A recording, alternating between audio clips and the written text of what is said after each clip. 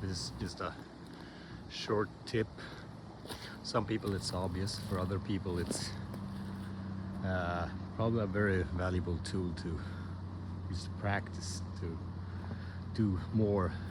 Some people might not even do it at all, and that's really a bad thing, a sad thing, because being out in the forest, in nature, it does a lot to your mind. I mean, many people, of course, have noticed it and use it and preach for it, but there's even science on it, so there's no reason to not do it. I mean, lowering stress levels and stuff, and it's usually a very pleasant experience, and it's a calming one. It really feels like you really feel grounded when you do it. And I've done it for many years. I mean, decades, or even if it's before it was a sort of even conscious thing. I just did it on walks and stuff, and I happened to be living in a place where it was quite easy to get to nature. But so yeah, I just think it's so extremely undervalued tool that people should use more.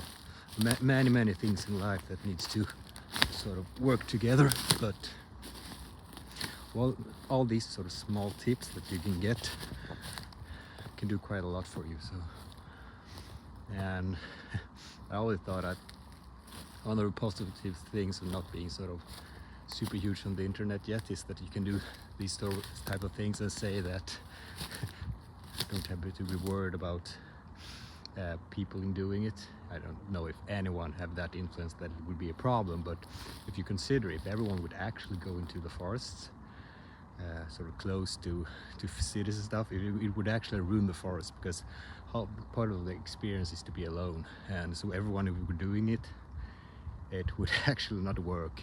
Would have to sort of go way into the wilderness to really be.